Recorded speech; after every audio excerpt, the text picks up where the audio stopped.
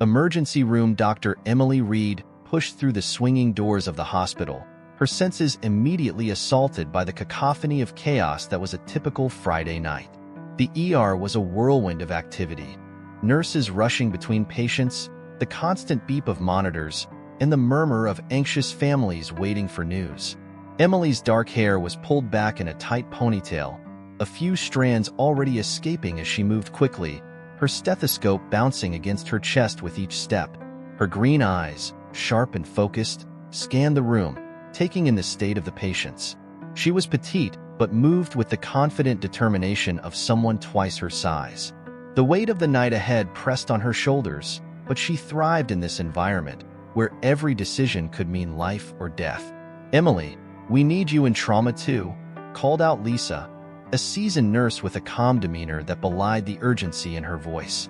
Emily nodded and headed towards the trauma room, her mind already running through the possible scenarios. Inside trauma 2, a young man lay on the gurney, blood seeping through the bandages hastily wrapped around his abdomen. "Gunshot wound," Lisa briefed her as they moved. "He's lost a lot of blood. Get me 2 units of O-negative and prep the OR," Emily commanded, her voice steady. She approached the patient, checking his vitals. His pulse was weak, and his skin was pale and clammy. She met his terrified gaze, her voice softening. "You're going to be okay. We're going to take care of you." As they worked, Emily couldn't help but notice the haunted look in his eyes, a look she had seen many times before. She focused on stabilizing him, her hands moving with practiced precision. The tension in the room was palpable, every second crucial. "Dr. Reed," Lisa interrupted her thoughts, "I need you to check on a boy brought in just now. Found on the street, critical condition. Dr. Matthews is handling it, but he's asking for you." Emily's heart skipped a beat. She nodded, handing off her current patient to another doctor who had just arrived. "Keep me updated on his condition," she told Lisa before hurrying out. In the next room, the scene was eerily quiet. A small boy, no older than 10, lay unconscious on the gurney. His clothes were torn, and his body was a canvas of bruises and cuts. Dr. Matthews, a tall man with a graying beard and gentle eyes, looked up as Emily entered. "He's in bad shape," Matthews said grimly. "We need to operate immediately." Emily nodded, her mind already calculating the steps needed to save the boy. She leaned over, gently touching his cold hand. "Hang in there, buddy," she whispered. "We're going to get you through this." The boy's condition was critical, and every move Emily made was with utmost precision and care. The operating room was a blur of activity, the team working in unison under the harsh lights. Emily's hands moved deftly, her focus unyielding. She could feel the weight of the boy's life in her hands, the gravity of the situation pushing her to her limits. Hours later, the surgery was complete. The boy was stable, but his condition remained precarious. Emily stepped back, her body exhausted but her mind still racing.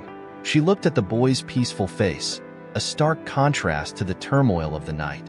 She couldn't shake the feeling that there was more to his story.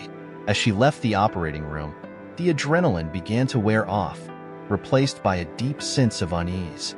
She had saved him for now, but questions lingered. Who was he? What had happened to him? And why did she feel this gnawing sense of foreboding? The night was far from over, but for now, Emily allowed herself a moment of relief. She had done what she could, but something told her this was just the beginning of a much larger, darker story. Emily's shift was supposed to end at midnight, but emergencies had a way of ignoring schedules. She finally walked out of the hospital doors into the chilly night air around 1 a.m. The city was quiet, the streets illuminated by the soft glow of streetlights. She pulled her coat tighter around her, hoping the crisp air would clear her head. As she walked towards her car, parked a few blocks away due to the crowded hospital parking lot, she heard a faint cry. Pausing, she strained her ears, trying to pinpoint the source. The cry came again, more desperate this time. Emily's heart pounded as she followed the sound, turning down a dimly lit alley. There, lying among the trash and debris, was a small figure. Emily's breath caught in her throat as she rushed forward. It was a boy, the same boy she had operated on earlier. He was unconscious, his tiny body curled up as if trying to protect himself from the world. Blood stained his tattered clothes, and his face was pale under the harsh light of a nearby street lamp. "Hey, can you hear me?" Emily called out softly, kneeling beside him. She gently shook his shoulder, but there was no response. Panic surged through her. She quickly checked his pulse, weak but steady. She had no time to waste. Pulling out her phone, she dialed the hospital. "This is Dr. Reed. I need an ambulance at the corner of 5th and Maple. I found a young boy, critical condition. I'm bringing him back in. Hurry." Emily didn't wait for a response. She carefully lifted the boy into her arms, his small frame feeling fragile and weightless. She moved as quickly as she could without jostling him too much, praying he would hold on. The ride back to the hospital was a blur. Emily cradled the boy in the back of the ambulance, her mind racing with questions and fears. "Who are you?" she whispered, brushing a lock of hair from his face. "What happened to you?" Back in the ER, the team sprang into action as soon as they arrived. The boy was whisked away for immediate treatment, and Emily found herself standing in the hallway, her heart still pounding. She felt a mix of anger and sadness. Anger at whoever had let this happen, sadness for the boy who seemed to have no one looking out for him. "Dr. Reed," a voice broke through her thoughts. It was Lisa, her trusted nurse. "Are you okay?" Emily nodded, though she wasn't sure if it was true. "I found him in an alley, Lisa. Someone just left him there." "Who does that?" Lisa shook her head, her expression grim. "We'll take care of him. You did the right thing bringing him back." As the hours passed, Emily couldn't shake the image of the boy lying helpless in the alley. She watched through the window as the medical team worked on stabilizing him, feeling an overwhelming need to protect him. "Dr. Reed," said a voice behind her. She turned to see Dr. Matthews approaching, his face serious. "We need to talk about the boy. There's something you need to know." Emily's stomach tightened. "What is it?" Dr. Matthews led her to a quieter part of the ER. "The boy, he's not just any kid. The police found out his identity. He's the son of Senator William Hayes. He went missing a few days ago. There's a lot of media attention on this case." Emily felt the blood drain from her face. Senator Hayes was a powerful and controversial figure, often in the news for his aggressive political maneuvers. The implications of this revelation were staggering. "Do they know what happened to him?" Emily asked, her voice barely above a whisper. Dr. Matthews shook his head. "No, but given his condition and where you found him, it's not looking good. The police are on their way to the hospital now. We need to keep this under wraps until they arrive." Emily nodded, a storm of emotions swirling inside her. She looked back at the boy through the window, feeling a deep connection to him. She had saved his life twice now, and she was determined to see this through, no matter what it took. Emily stood just outside the operating room, staring through the glass window as the team worked tirelessly on the boy. She felt a sense of helplessness, a stark contrast to the control she wielded while performing surgery. The weight of the situation pressed heavily on her shoulders. She had saved his life once, and now she had to do it again. The ER doors swung open, and two uniformed police officers walked in, their expressions stern and focused. Emily straightened, preparing herself for the barrage of questions she knew was coming. "Dr. Reed," one of the officers, a tall man with a buzz cut, approached her. "I'm Officer Blake. This is Officer Martinez. We understand you found Senator Hayes' son?" Emily nodded, her mind racing. "Yes, I did. He was in terrible shape, just left in an alley. I couldn't believe it when I saw him." Officer Martinez, a woman with sharp eyes and a no-nonsense demeanor, took out a notepad. "We need to know everything. From the moment you found him to now. Any detail could be crucial." Emily recounted the events, her voice steady but her heart pounding. As she spoke, she noticed how the officers exchanged glances, their concern evident. They were piecing together a puzzle, one that was far from complete. "Do you have any idea who could have done this?"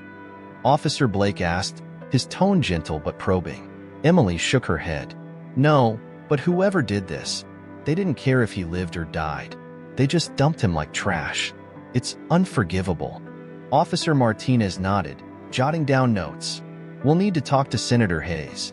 He's been informed and should be here soon. This is going to get very complicated, very quickly."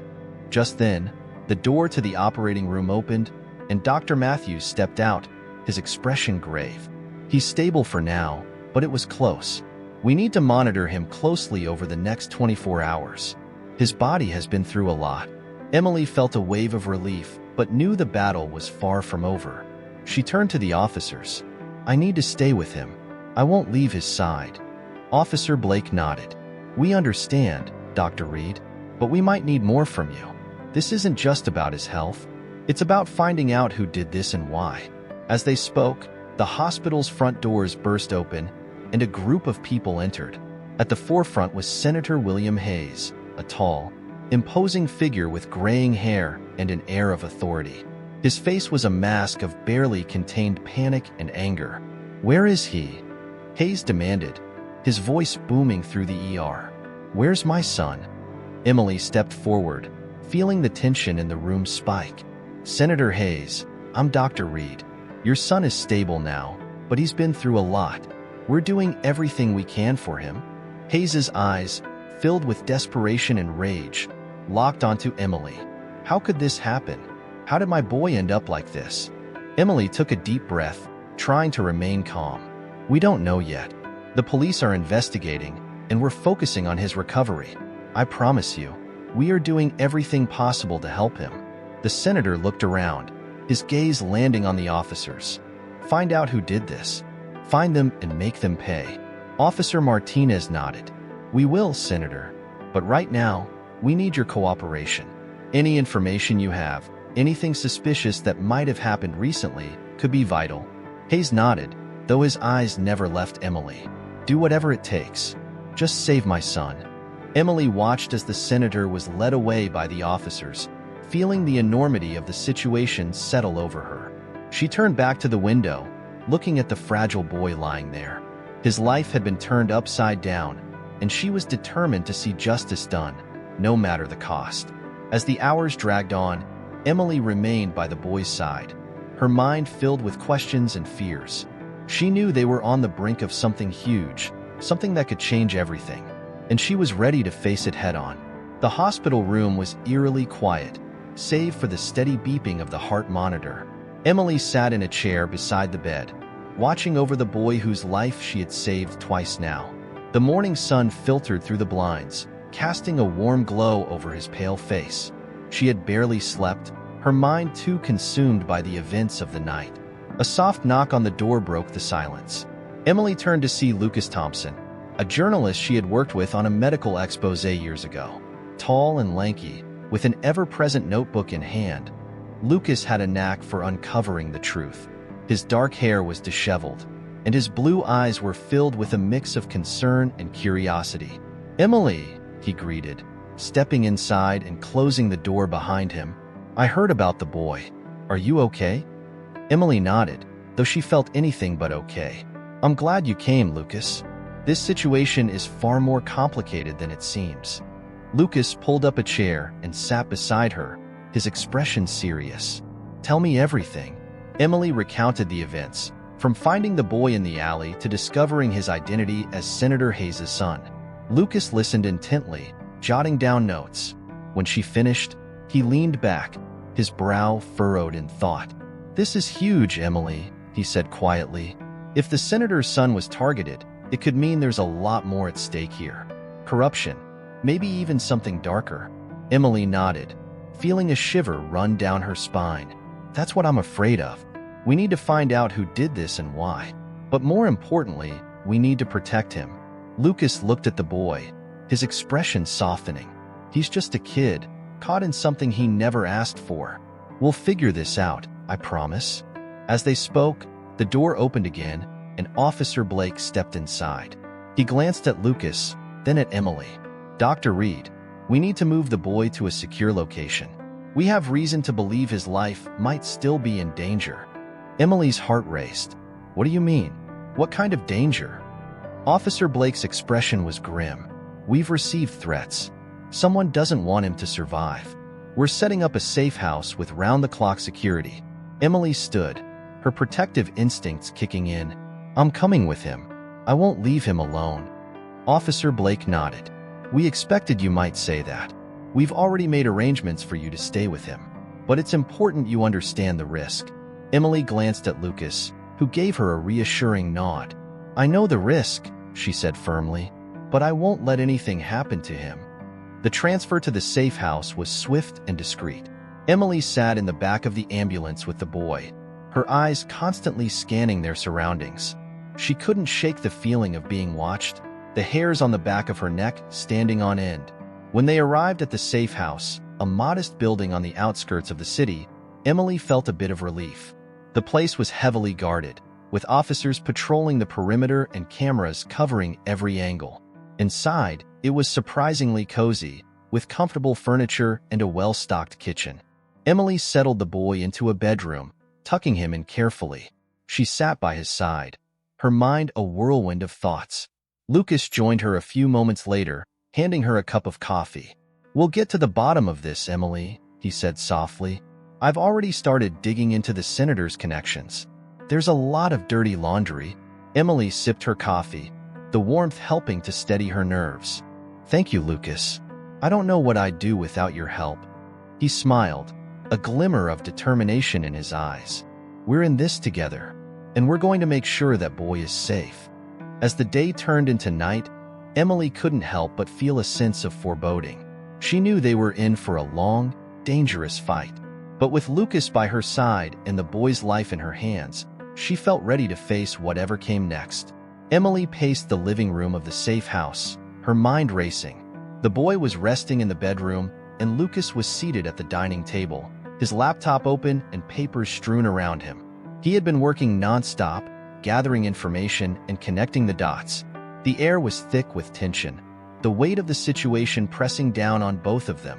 "Emily, come take a look at this," Lucas called out, his eyes glued to the screen. Emily walked over, her curiosity piqued. "What did you find?" she asked, leaning over his shoulder. Lucas pointed to an article from a few months back. "Senator Hayes has been under investigation for alleged corruption and ties to a human trafficking ring. It seems like it's more than just political scandal.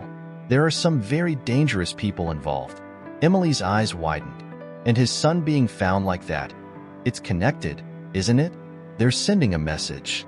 Lucas nodded. "It looks that way, but there's more." I dug deeper into the senator's recent activities. He was about to expose a key player in the trafficking ring, someone very high up. This might be retaliation. Emily's heart sank. So this isn't just about the senator's corruption. It's about silencing him and anyone who might stand in their way. Before Lucas could respond, the front door creaked open and Officer Blake stepped in, followed by Senator Hayes. The senator's face was drawn, exhaustion and worry etched into his features. "Dr. Reed, Mr. Thompson," Hayes greeted, his voice strained. "Thank you for protecting my son. I owe you both a great deal." Emily exchanged a glance with Lucas. "Senator, we need to talk.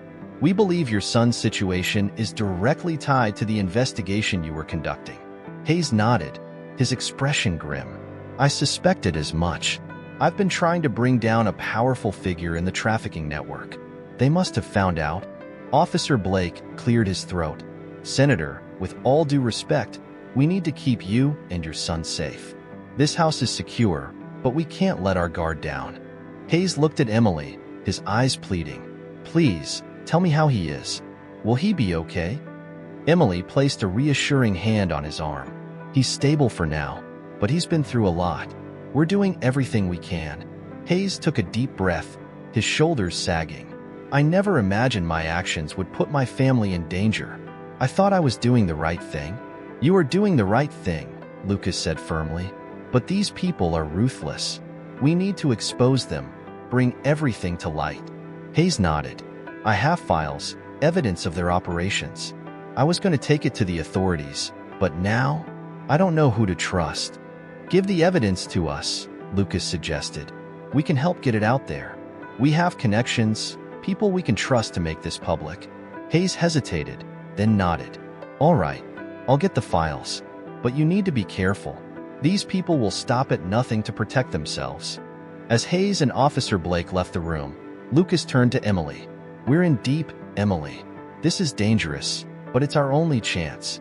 Emily nodded, determination burning in her eyes. "We have to do this. For the boy, for his father, and for everyone they've hurt. We can't let them win." Late into the night, Emily and Lucas pored over the files Hayes provided. They uncovered a web of corruption, implicating several high-profile figures. The deeper they delved, the more horrifying the details became. Names, dates, transactions, it was all there. A damning testament to the extent of the trafficking ring's reach. "We need to get this to the right people," Lucas said, his voice hushed. "People we can trust, who won't be intimidated or bought off." Emily nodded, her mind racing with plans.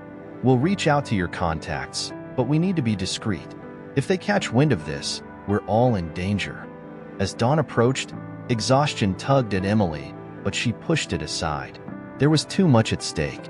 She glanced at Lucas, who was equally worn out but resolute. "We're going to take them down," she said, her voice steely. "No matter what it takes." Lucas nodded, a fire in his eyes. "Together, we can do this. We'll bring them to justice." In that moment, surrounded by the evidence of unspeakable crimes, Emily felt a renewed sense of purpose.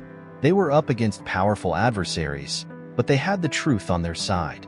And with that, they had a fighting chance. Emily and Lucas sat at the kitchen table, surrounded by piles of documents and photos. The air was thick with tension and urgency. They had been working non-stop, connecting the dots, but the weight of their discovery was overwhelming. "Emily," Lucas said, his voice a low murmur, "look at this." He handed her a photograph. It showed a group of well-dressed men at a lavish party. One of the men was Senator Hayes, but it was the figure next to him that caught her attention. "Is that?" Emily's eyes widened. "That's Thomas Marlowe, the CEO of Marlowe Industries." Lucas nodded grimly. "He's one of the most powerful men in the city. If he's involved, this goes even deeper than we thought." Emily felt a chill run down her spine. Marlowe Industries was a massive corporation with ties to nearly every sector. Exposing Marlowe would be monumental, but it also meant they were up against someone with vast resources and influence. "We need more than this photo," Emily said, her voice steady despite the fear gnawing at her. "We need concrete evidence." Lucas pulled out a stack of papers. "I think we have it. These financial records show transactions between Marlowe Industries and several shell companies linked to the trafficking network. It's all here. We just need to package it in a way that's undeniable." Before Emily could respond, there was a knock at the door. Her heart jumped into her throat. Lucas moved to answer it, peering through the peephole. He relaxed slightly and opened the door to reveal Clara, the ex-government agent they had contacted for help.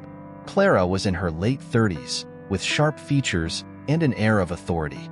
Her blonde hair was tied back in a no-nonsense ponytail, and her blue eyes were intense as she stepped inside, carrying a duffel bag. "Nice to see you two again," Clara said, dropping the bag on the floor. "I brought some toys." She unzipped the bag, revealing surveillance equipment, encrypted phones, and a few weapons. "Is all this necessary?" Emily asked, eyeing the gear. Clara gave her a hard look. "You're going up against Marlowe. Trust me, it's necessary. We need to be prepared for anything." "How's the boy?" Emily sighed. "He's stable, but he hasn't woken up yet. The trauma he's been through. It's a lot for anyone, let alone a child." Clara nodded. "We'll keep him safe, but we need to move quickly. Marlowe's people will be looking for us." They set up the surveillance equipment, monitoring the perimeter of the safe house. Emily felt a sense of reassurance knowing Clara was there, but the tension didn't abate. They were in uncharted territory, facing enemies who wouldn't hesitate to eliminate them. Lucas worked tirelessly, compiling the evidence into a comprehensive report. Emily helped, her medical expertise useful in understanding the documents related to the trafficking victims' health and treatment. Clara kept watch, her eyes never leaving the monitors. Late that night, as they were finishing up, the boy stirred. Emily rushed to his side, gently taking his hand. His eyes fluttered open, filled with confusion and fear. "Hey there," Emily said softly, her heart aching for him. "You're safe now. I'm Dr. Reed, and we're taking care of you." The boy's voice was weak. "Where am I?" "You're in a safe place," Emily reassured him. "What's your name?" "Ethan," he whispered. "My name is Ethan." Emily felt a surge of relief. "Ethan, you're very brave. We're going to keep you safe, I promise." Lucas joined her, offering a reassuring smile. "Hey, Ethan. I'm Lucas. We're friends of your dad. Do you remember anything about what happened?" Ethan's brow furrowed as he tried to recall. "There were men. They took me from the park. I tried to run, but they hurt me." Emily squeezed his hand. "You don't have to remember everything now. Just rest. We'll take care of the bad guys." Ethan's eyes filled with tears. "I want my dad." Emily's heart broke at the raw emotion in his voice. "We'll get him for you, Ethan. Just hang in there." As Ethan drifted back to sleep, Emily and Lucas exchanged a determined glance. They had to bring Marlowe and his network down, not just for justice, but for Ethan and all the other victims. They were running out of time, but with Clara's help and their combined resolve, they were ready to face whatever came next. The morning light filtered through the curtains as Emily packed a small bag for Ethan. They needed to move him to a new location, one even more secure. The sense of urgency was palpable. Lucas was on the phone in the corner, speaking in hushed tones to one of his trusted contacts, trying to arrange the transfer without raising any alarms.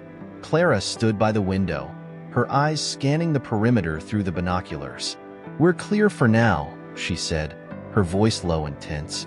"But we need to move quickly. It's only a matter of time before they trace us here." Ethan, still weak but more alert than before, sat on the couch, watching them with wide, anxious eyes. Emily knelt beside him, her voice gentle. "Ethan, we're going to take you somewhere safe. I need you to be brave for me, okay?" Ethan nodded, his small hands clutching the blanket around him. "Will my dad be there?" Emily's heart ached. "Not yet, but we're doing everything we can to get him.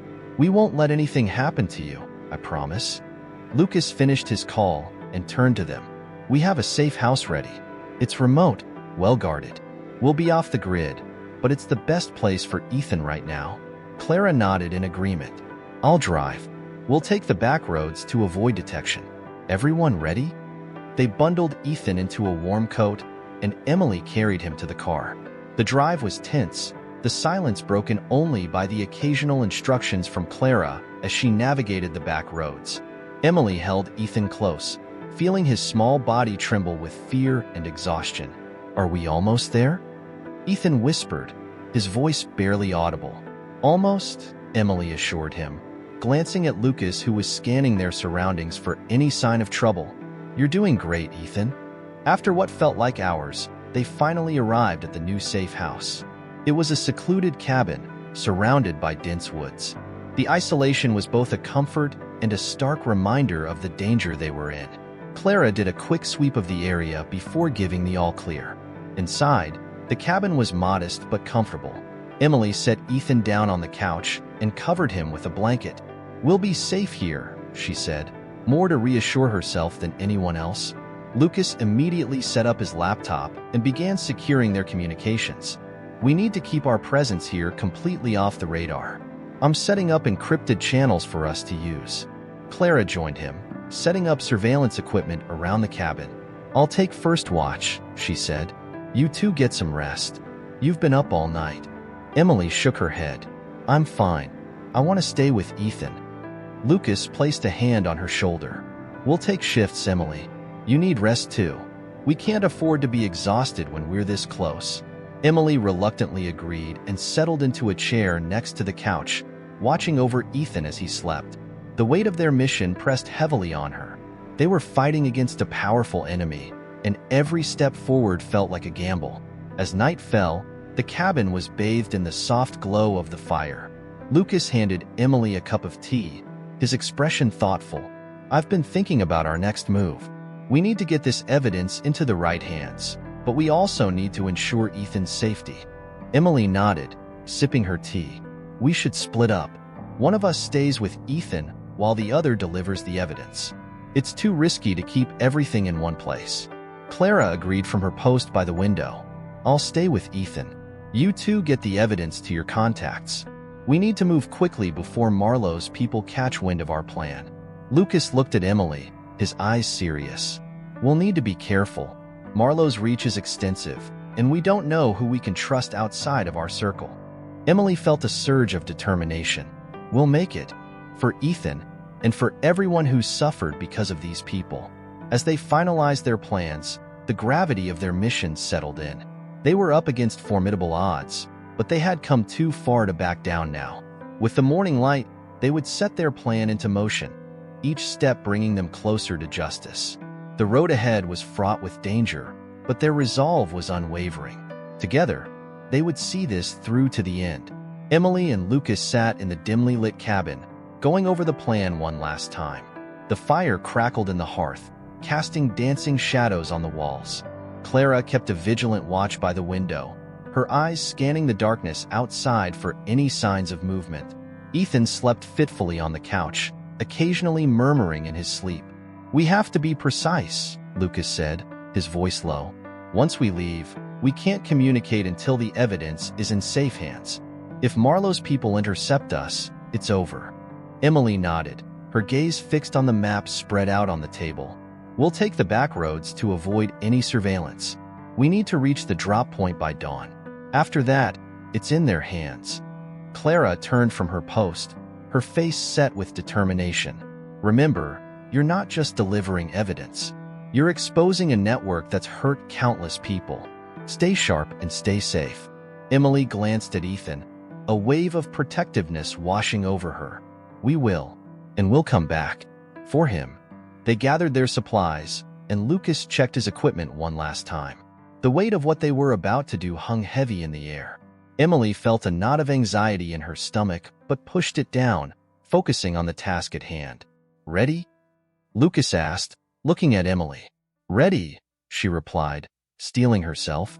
They slipped out of the cabin into the cold night, the air crisp and filled with the sounds of the forest. Clara watched them go, her figure a silent sentinel in the doorway. Emily and Lucas moved quickly but cautiously, keeping to the shadows as they made their way to the car hidden a short distance away. As they drove, the tension between them was palpable. The silence was only broken by the hum of the engine and the occasional rustle of trees in the wind. Emily kept her eyes on the road, her mind racing with thoughts of what lay ahead. "Emily," Lucas said suddenly, breaking the silence. "Whatever happens, we've done everything we can. We're doing the right thing." She glanced at him, appreciating his reassurance. "I know. It's just, I've never felt stakes this high before. We're risking everything." Lucas nodded, his expression serious. "That's why we have to succeed. For Ethan, for the other victims. We can't let fear stop us." They continued driving, the miles slipping away under the cover of darkness. As they approached the drop point, Emily felt her nerves tighten. The place was a small, abandoned barn, hidden away from the main road. Lucas pulled the car to a stop, and they got out, moving quickly to the barn. Inside, the air was musty, and the floor creaked under their feet. Lucas set up his laptop on an old workbench, connecting to a secure network. Emily stood guard, her eyes scanning the area for any signs of movement. "Uploading the files now," Lucas said, his fingers flying over the keyboard. "It'll take a few minutes." Emily felt a prickle of unease. The barn was too quiet, the stillness unnerving. She tightened her grip on the flashlight, her senses on high alert. Suddenly, a noise outside made her jump. "Lucas, we've got company." Lucas looked up, his eyes wide. "How many?" "I don't know," she whispered, moving to the door. "But we need to be ready." As the upload continued, the noise grew louder. Footsteps, voices. They were surrounded. Emily's heart pounded in her chest, but she forced herself to stay calm. "Stay behind me," she told Lucas. "I'll buy us some time." Lucas nodded, his focus returning to the screen. Almost there. Just a little longer. Emily stepped outside, her flashlight cutting through the darkness. She could see shadows moving in the distance, men closing in on the barn. She took a deep breath, ready to confront whatever came their way. "Who's there?" a voice called out, sharp and menacing. Emily steadied her nerves. "Back off. We're armed and ready to defend ourselves." The men paused, their figures becoming clearer in the beam of her flashlight. There were 3 of them, all dressed in dark clothing, their faces hidden by masks. "Hand over the files," one of them demanded, stepping forward. "And no one gets hurt." Emily shook her head, standing her ground. "You're not getting anything. Leave now, or face the consequences." The man laughed, a harsh, mocking sound. "Brave words, but you're outnumbered." Inside, Lucas was frantically watching the progress bar on his laptop. Come on," he muttered, willing the upload to finish. Emily glanced back at the barn, then returned her focus to the men. "Last chance. Leave now." The leader of the group pulled out a gun, aiming it at her. "Not without those files." Before Emily could react, a shot rang out. She felt a searing pain in her shoulder and stumbled back, gritting her teeth against the agony. She raised her flashlight, trying to blind the attackers. "Emily!" Lucas shouted from inside. "It's done. Go, go, go." Ignoring the pain, Emily turned and sprinted back into the barn. Lucas grabbed the laptop and their bag, and they bolted for the car. The men chased after them, but Emily and Lucas were faster, fueled by adrenaline and desperation. They reached the car and jumped in, Lucas flooring the gas pedal. The car roared to life, speeding away from the barn and their pursuers. Emily clutched her bleeding shoulder, her breath coming in ragged gasps. "Are you okay?" Lucas asked, glancing at her with worry. "I'll be fine," she said through gritted teeth. "Just drive." As they put distance between themselves and the danger, Emily felt a mixture of relief and pain. They had done it. The evidence was uploaded, and they were still alive. But the fight was far from over. Lucas reached over and squeezed her hand. "We made it. Now we just have to stay hidden until this blows over." Emily nodded, her determination renewed. "We will. And we'll make sure Ethan and everyone else gets the justice they deserve." With that, they drove into the night, the weight of their mission heavy but their resolve unbroken. The journey ahead was perilous, but they were ready to face whatever came next. The car sped through the darkness, the tension inside palpable. Emily clutched her bleeding shoulder, the pain throbbing with each heartbeat. Lucas drove with fierce determination, his eyes flicking between the road and the rearview mirror, watching for any sign of pursuit. "We need to stop and take care of that wound," Lucas said, his voice tight with worry. Emily shook her head. "Not yet. We have to put more distance between us and them. We'll find a place soon." They drove for what felt like hours, the night stretching endlessly ahead of them. Finally, Lucas spotted a small, run-down motel at the edge of a desolate highway. He pulled into the parking lot, and they quickly checked in, keeping their heads down to avoid drawing attention. Inside the dimly lit motel room, Emily sat on the edge of the bed, wincing as she pulled off her jacket. Lucas rummaged through their bag, finding a first aid kit. "Let me see," he said gently, sitting beside her. He carefully cleaned the wound, his touch as tender as possible. "This needs stitches, but I'll do what I can." Emily bit her lip against the pain as Lucas worked, his hands steady despite the gravity of their situation. "We need to call Clara, make sure she's okay," she said through gritted teeth. Lucas nodded. "As soon as I'm done here. Hang in there." Once he finished bandaging her shoulder, Lucas pulled out an encrypted phone and dialed Clara's number. It rang several times before she answered, her voice tense. "Are you both safe?" Clara asked, her tone laced with concern. "Barely," Lucas replied. "We got the files uploaded, but we had to run. Emily's hurt, but she'll be okay. How's Ethan?" "He's fine," Clara assured them. "Still scared, but holding up. I've doubled security here. We can't afford any more surprises." Lucas glanced at Emily, who gave him a nod. "We'll lay low for a bit, then figure out our next move." "Stay safe, Clara." "You too," she replied before ending the call. Emily leaned back against the headboard, her face pale but resolute. "We need to keep moving. Marlowe won't stop until he's silenced us for good." Lucas sat beside her, his expression grim. "I know, but we need a plan. We can't just keep running." Emily's mind raced. "We need allies. People we can trust who have the power to take Marlowe down. There must be someone in law enforcement or politics who isn't corrupt." Lucas nodded slowly. "I have a few contacts. People who owe me favors. I'll start making calls." The next few hours were a blur of phone calls and hushed conversations. Lucas reached out to his network, carefully vetting each person before revealing their situation. Meanwhile, Emily kept watch, her body tense with the anticipation of another attack. By dawn, they had a plan. Lucas had secured a meeting with an old friend who worked in the FBI, someone he trusted implicitly. They would hand over the remaining evidence in person, ensuring it got into the right hands. "We leave at sundown," Lucas said, packing up their things. "It's a long drive, but it's our best shot." Emily nodded, her resolve hardening. "We can do this. We have to." As night fell, they slipped out of the motel, keeping to the shadows. The drive was tense, every passing car a potential threat, but they pressed on, fueled by the urgency of their mission. Hours later, they arrived at a secluded cabin deep in the woods. Lucas's contact, Agent Daniel Harper, was waiting for them. A tall, rugged man with a stern expression, Harper exuded an air of quiet authority. "Lucas," Harper greeted, shaking his hand, "and this must be Dr. Reed. You've both been through hell."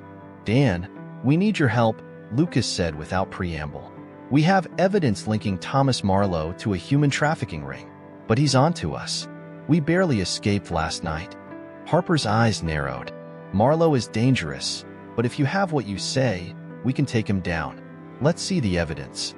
Inside the cabin, Lucas handed over the files. Harper scanned through them, his expression growing grimmer by the minute. "This is solid," he finally said. "I'll get this to the right people, but you need to stay hidden. Marlowe won't go down without a fight." Emily looked at Harper, her voice steady despite the fear gnawing at her. "We're not running. We're in this until the end. For Ethan and all the other victims." Harper nodded, respect in his eyes. "I'll set up a safe house for you, somewhere no one will find you. Stay there until I give the all clear." As they left the cabin, Emily felt a glimmer of hope. They had powerful allies now, people who could help bring justice. The road ahead was still fraught with danger, but they weren't alone anymore. Driving away, Emily looked at Lucas, a sense of determination settling over her. "We're going to make it. We're going to bring Marlowe down." Lucas nodded, his grip on the steering wheel tightening. "Yes, we are. And we'll make sure Ethan and every other victim gets the justice they deserve." With their resolve steeled and a plan in motion, they drove into the night, ready to face whatever came next. Emily and Lucas arrived at the new safe house just before dawn. The house was hidden deep in a forest, an old cabin that had been converted into a secure hideout. Agent Harper had assured them it was one of the safest places they could be, far from prying eyes and well guarded by a trusted team. The cabin was modest but well equipped. Lucas immediately set up his laptop, ensuring their communication channels were secure. Emily, still nursing her injured shoulder, checked on Ethan.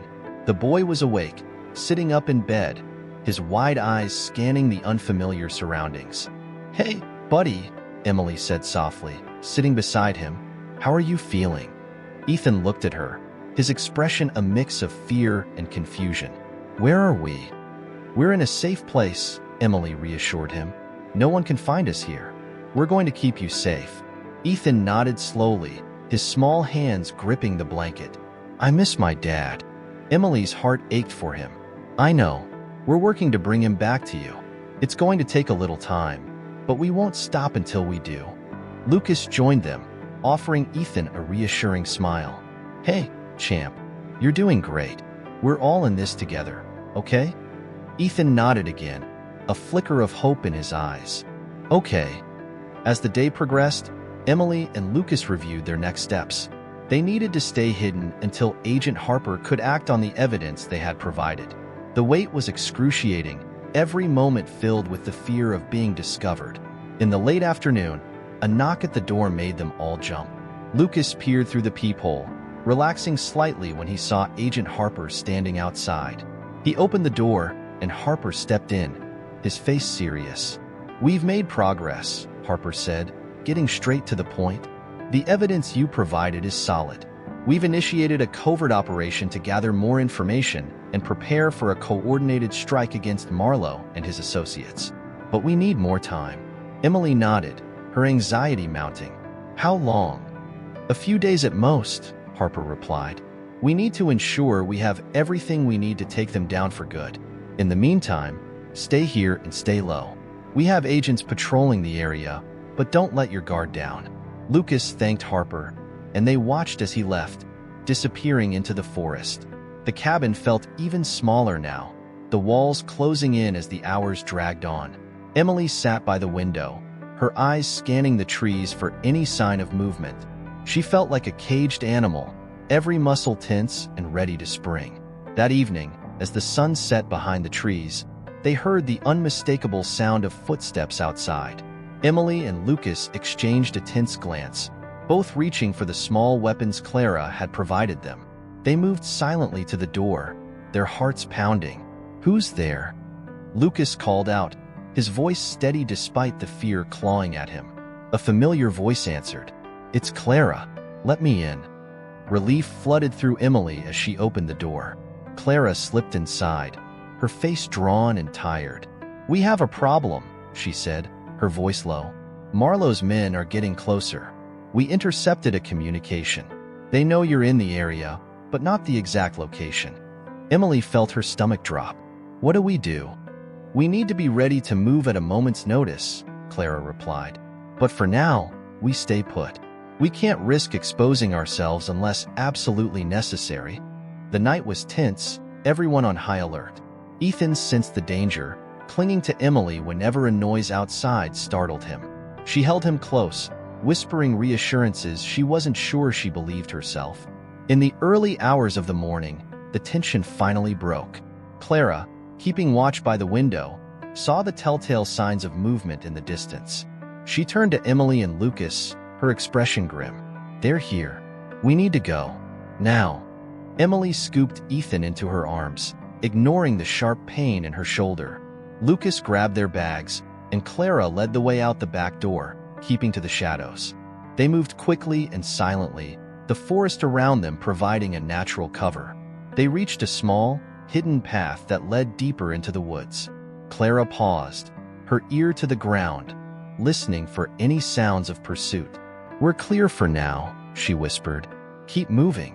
As they trudged through the dense underbrush, Emily's mind raced. They were in a race against time, against a powerful enemy who wouldn't stop until they were silenced. But she felt a fierce determination burning inside her. They had come too far to give up now. After what felt like hours, they finally emerged into a clearing where a small van was hidden. Clara unlocked it and gestured for them to get in. "This will take us to another safe house. It's even more remote than the last one. We'll be safe there." As they drove away, Emily glanced at Ethan, who had fallen asleep in her arms. She brushed a lock of hair from his face, her heart swelling with protectiveness. They would keep him safe. They would see this through to the end. Lucas reached over and squeezed her hand.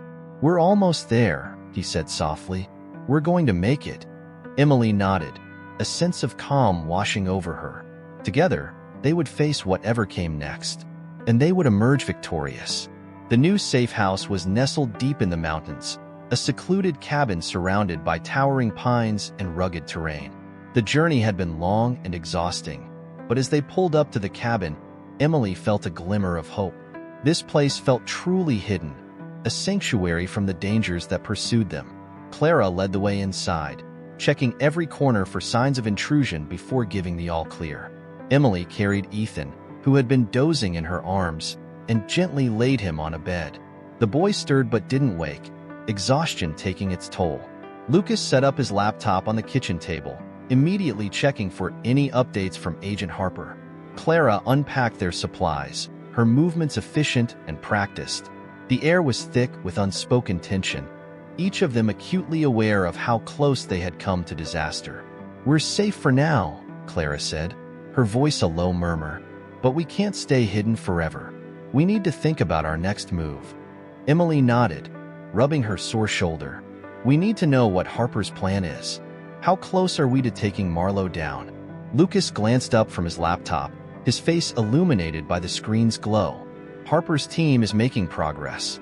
They've gathered enough evidence to start making arrests, but they need to coordinate with local authorities to ensure Marlowe can't slip away. Time is against us," Clara said. "The longer we stay in one place, the more likely we are to be found. Emily's eyes flicked to Ethan, sleeping soundly. We need to be ready to move at a moment's notice. But we also need to stay connected with Harper. Can we set up a secure line here? Lucas nodded. I'll make it work. We need to be able to communicate without being traced. Hours passed as they settled into the cabin, the tension never fully abating. Lucas worked tirelessly to establish a secure connection, while Clara and Emily took turns keeping watch and tending to Ethan. The boy was resilient, but the trauma of his ordeal was evident in his quiet moments of fear and confusion. As dusk fell, the cabin was bathed in the soft glow of lanterns. Emily and Lucas sat at the kitchen table, Clara keeping watch by the window. The air outside was crisp and cold, a stark contrast to the warmth inside. "We need to talk about the next steps," Lucas said, his voice cutting through the silence. "Harper is close, but we can't just wait here. We need to be proactive." Clara turned from the window, her expression hard. "Agreed. We need to gather more intel, find out who else is involved. Marlowe isn't working alone." Emily nodded, feeling a surge of determination. "We need to take the fight to them. We've been on the defensive too long.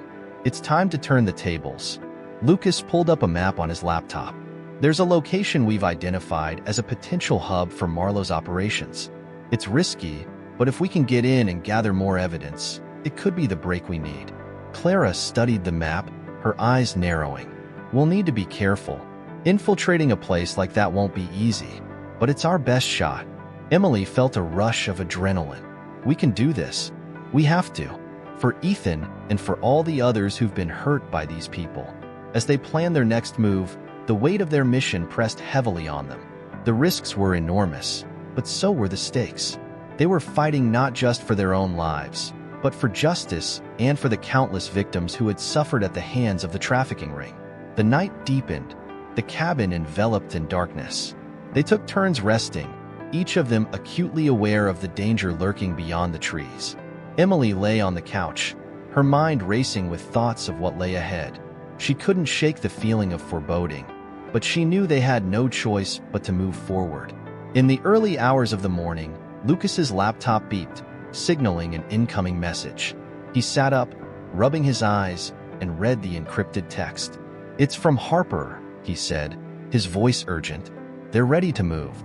We need to get the final pieces of evidence and meet them at the rendezvous point." Emily and Clara sprang into action, gathering their gear and waking Ethan. The boy was groggy, but quickly understood the seriousness of the situation. They packed their things and slipped out of the cabin, moving swiftly and silently through the forest. As they reached the rendezvous point, Emily felt a surge of hope. They were close, so close to bringing Marlowe down and ending this nightmare.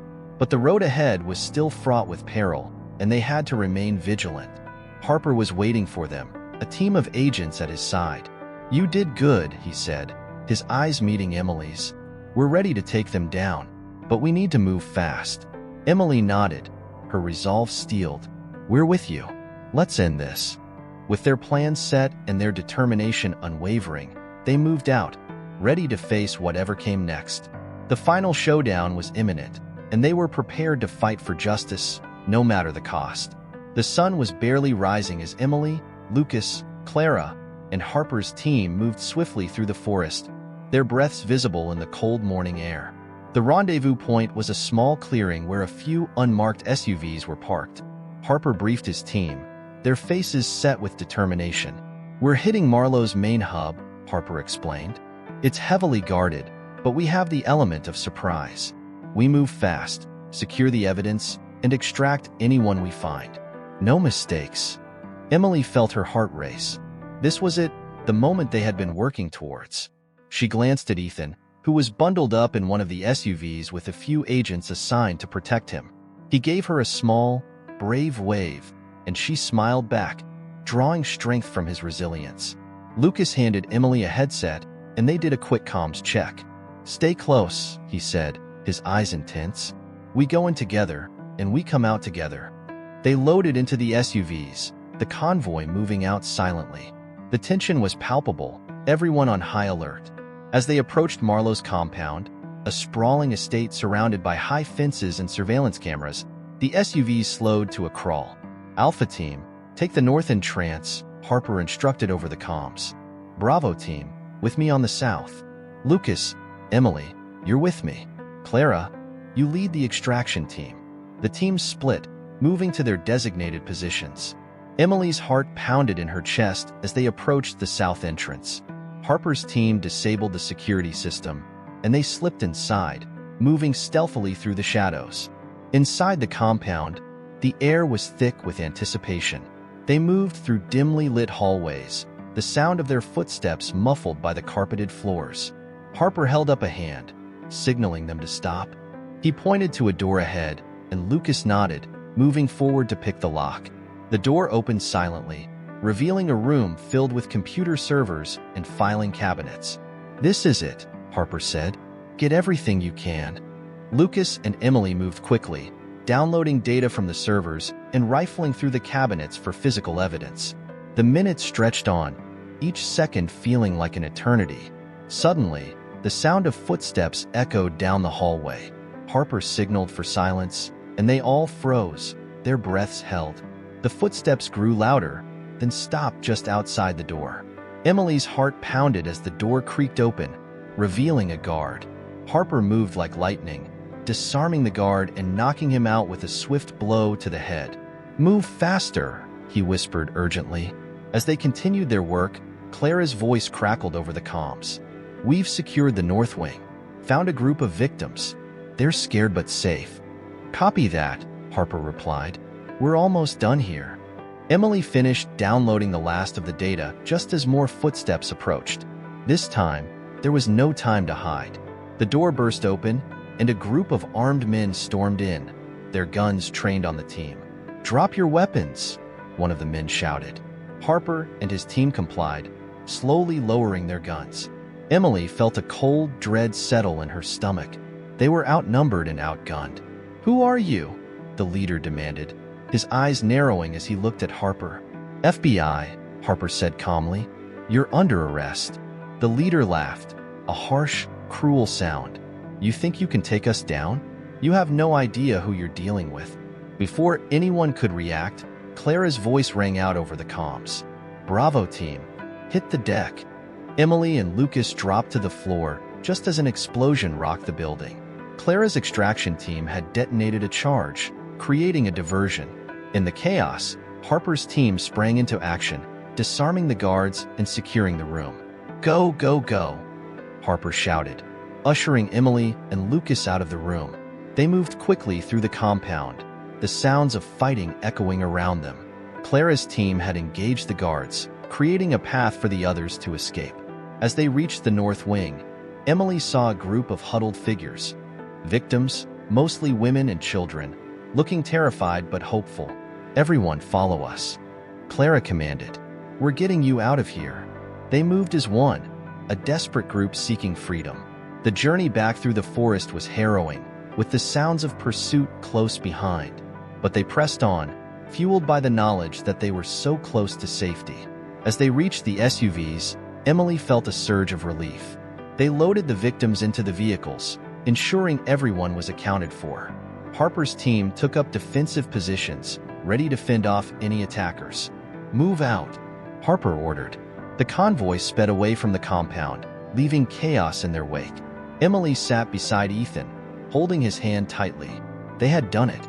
They had struck a blow against Marlowe and his network, but the fight was far from over.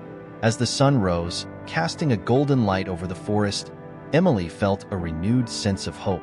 They had made it this far, and they would see it through to the end. Justice was within their grasp, and they would stop at nothing to achieve it. Lucas looked at her, his eyes filled with determination. "We're almost there," he said softly. "We're going to bring them all down." Emily nodded, her resolve unwavering. Together, they would face whatever came next, ready to fight for justice and protect those who couldn't protect themselves. The journey was far from over, but they were stronger together, and they would see this through to the very end. The SUVs raced toward the designated safe house, an undisclosed location deep within federal territory. The air inside was thick with tension, a mixture of relief and anticipation. Emily held Ethan close, feeling the boy's small body tremble against her. Lucas drove with a steely focus, his eyes flicking to the rearview mirror to ensure they weren't being followed. "Harper, do you copy?" Clara's voice crackled over the comms. "Copy, Clara." "Status report," Harper responded, his voice steady. "We're clear. All hostages are secure." "How's Bravo team?" "We're en route to the safe house." "ETA 10 minutes, Harper confirmed. "Good work, Clara." As they neared their destination, Emily felt a growing sense of unease. They had dealt a significant blow to Marlowe's operations, but the threat wasn't over. The safe house came into view, a fortified structure surrounded by tall fences and armed guards. They pulled into the compound, the gates closing behind them with a resounding clang. Inside, agents hurried to usher the rescued victims into a secured area for medical attention and debriefing. Emily and Lucas followed Harper into a control room filled with monitors and communication equipment. The atmosphere was electric, a hive of activity as agents coordinated the next phase of their operation. "All right, listen up," Harper began, addressing his team. "We've got Marlowe on the ropes, but he's not down yet. Our intel suggests he's gone to ground, but we have a lead on his location. This is our chance to finish this." Lucas leaned forward, his expression intense. "Where is he?" "A private estate, heavily guarded," Harper replied, pointing to a map on the screen. "We go in with everything we've got. We capture him, and we bring him to justice." Emily's heart pounded in her chest. "What about the remaining victims?" "We need to ensure their safety. Clara and her team will handle the extraction." "Your priority is Marlowe," Harper said, looking at Emily and Lucas. "Are you ready for this?" Emily glanced at Ethan, who was being cared for by a team of medics. His eyes met hers, filled with a mixture of fear and trust. She turned back to Harper, her resolve hardening. "We're ready." The next few hours were a blur of preparation. Emily and Lucas suited up, their movements precise and focused. They reviewed the layout of Marlowe's estate, memorizing every detail. Clara's team was already on standby, ready to execute the extraction plan. As night fell, they boarded the helicopter that would take them to the estate. The rotors whirred loudly, the sound echoing in the night. Emily sat beside Lucas, their shoulders touching. He reached over, giving her hand a reassuring squeeze. "We've got this," Lucas said, his voice steady. "We end this tonight." The helicopter touched down a short distance from the estate, and they moved swiftly through the underbrush. The estate loomed ahead, a sprawling mansion surrounded by high walls and patrolling guards. Harper signaled for them to hold, his eyes scanning the perimeter. "Remember, we need Marlowe alive," Harper whispered. "Let's move." They breached the outer defenses, slipping past the guards with practiced efficiency. Inside the mansion, the corridors were eerily silent, the opulence a stark contrast to the violence they knew lurked within. They moved room by room, clearing each one systematically. Suddenly, gunfire erupted from down the hall. Harper's team returned fire, the sharp cracks echoing through the mansion. Emily's heart raced as they advanced, the tension ratcheting higher with each step. They burst into a grand hall, where Marlowe stood surrounded by his men. His face twisted in a sneer as he saw them. "You think you can take me down? You're fools." "Give it up, Marlowe," Harper shouted. "It's over." Marlowe laughed, a cold, cruel sound. "Not quite." He signaled his men, and a fierce firefight erupted.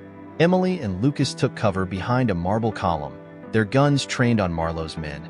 The air was filled with the deafening sound of gunfire and the acrid smell of smoke. Emily's adrenaline surged as she fired, her mind focused solely on the mission. In the chaos, Marlowe tried to slip away, but Lucas spotted him. "Emily, go. I'll cover you." Emily sprinted after Marlowe, her heart pounding. She chased him through a maze of hallways, her breath coming in ragged gasps.